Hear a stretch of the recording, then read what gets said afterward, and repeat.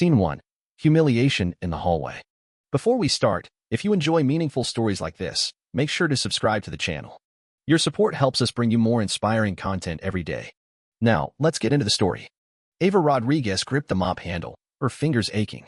The pristine office floor gleamed under the harsh fluorescent lights, a testament to her hours of relentless scrubbing. But Chad Harding, the district manager, didn't give a damn. He sneered as he swaggered past, his expensive shoes clicking on the polished tiles.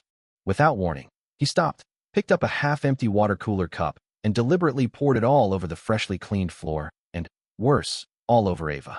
Icy water soaked her uniform, dripping down her face and onto her already tired shoes. Chad smirked, a truly repulsive sight. "Now you've got something real to clean up," he spat, before strutting away, clearly relishing his power trip. Ava bit her tongue, struggling to suppress the anger that surged through her. She forced herself to bend down, pretending to mop, but inside, she was absolutely seething. Little did Chad know, the woman he had just publicly humiliated wasn't just a cleaner. Ava was the daughter of Richard Rodriguez, the CEO of the very corporation Chad worked for, and she was here on a mission. Have you ever been treated unfairly at work?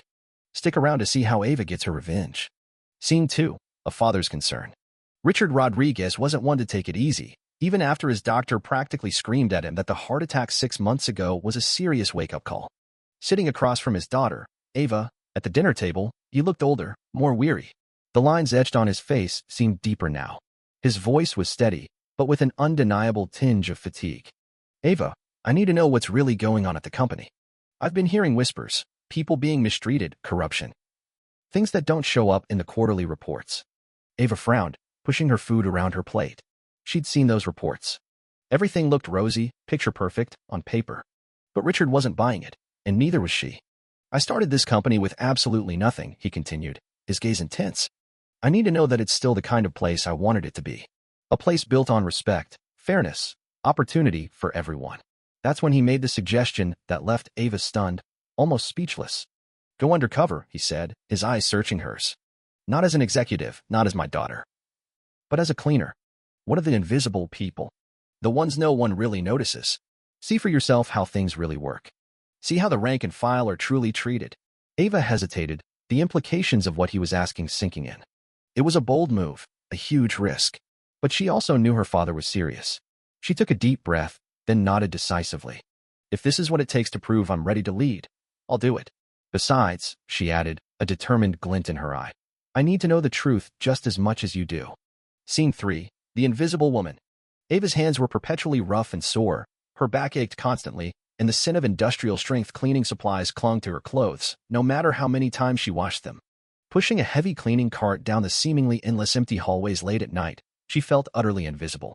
Executives breezed past her without a second glance, too absorbed in their own worlds to even register the woman scrubbing their floors. The few who did look her way only did so to complain, to nitpick, to make her feel small. Chad Harding, the district manager with an ego the size of Texas, was by far the worst. No matter how diligently she worked, he always managed to find something wrong. Streaks on the windows, even when the glass was spotless, a speck of dust under a desk. He seemed to derive a perverse pleasure from tearing her down, from making her feel incompetent. Then there was Derek Klein, the slick marketing director, who delighted in making her clean his already immaculate office over and over, pretending to find smudges and spills that simply weren't there. It was a ridiculous power game, and she was the pawn. But the absolute worst was Veronica Hayes, the VP of sales, a woman as sharp and cold as a shard of ice. Veronica had actually slapped Ava across the face for accidentally walking into a conference room at the wrong time.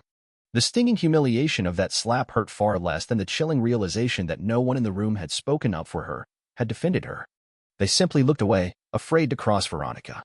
It was one thing to read about workplace abuse in HR reports, to see the statistics on paper. It was another thing entirely to live it, to experience it firsthand. The company her father had built on the core values of respect, integrity, and hard work felt like a cruel, elaborate lie. Scene 4. Gathering evidence. Ava knew that her word alone wouldn't be enough to bring down people like Chad, Derek, and Veronica. They were masters of spin, skilled at manipulating narratives and protecting their own reputations. She needed concrete proof, something they couldn't talk their way out of, something irrefutable. So, she took action. She concealed a tiny, high-definition camera in her cleaning cart, cleverly disguised amongst the bottles of disinfectant and sponges.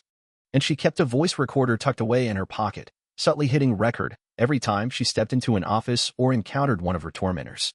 Night after night, she meticulously gathered evidence. There were videos of Chad deliberately dumping water on the floor just to humiliate her, recordings of Derek making nasty, subtly degrading comments about her appearance and work ethic, and even the damning video of Veronica's slap. Crystal clear on tape. But it wasn't just about the blatant bullying. As she delved deeper into the underbelly of the company, Ava overheard hushed, late-night conversations about secret meetings, off-the-books deals, and suspiciously missing money. It didn't take long for her to piece together the puzzle. A cabal of senior executives was plotting to force her father out of the company, to seize control for themselves and line their own pockets. The risk was enormous. If anyone discovered her true identity and the evidence she was collecting, her whole plan would go up in smoke, and so would her future career.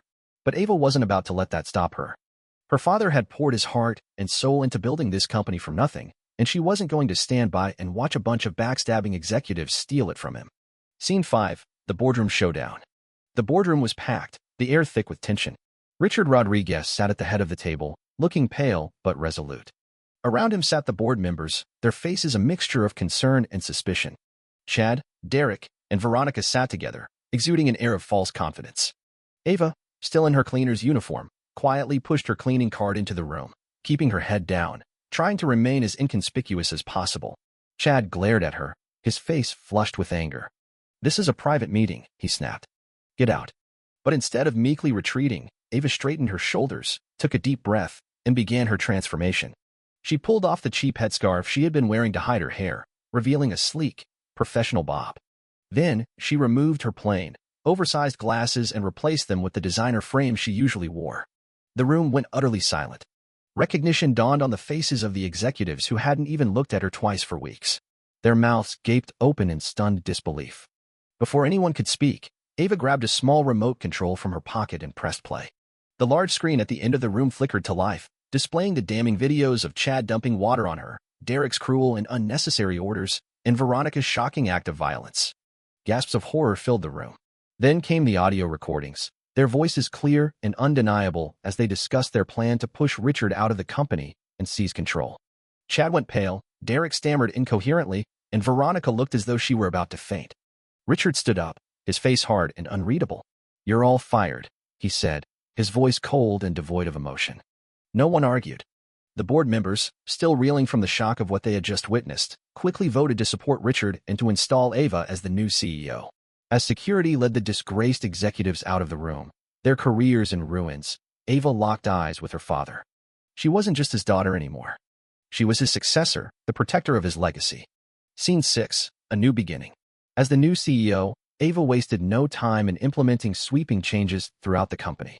She instituted strict policies to protect workers from abuse and harassment, raised wages for lower-level staff, and established an anonymous hotline for employees to report problems without fear of retaliation.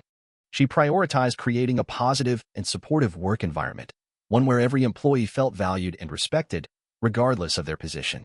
Slowly but surely, people started to believe that things might actually get better. Morale improved, productivity increased, and the company began to heal from the wounds inflicted by the corrupt executives. Ava knew that true leadership wasn't about sitting in a fancy corner office or signing lucrative deals.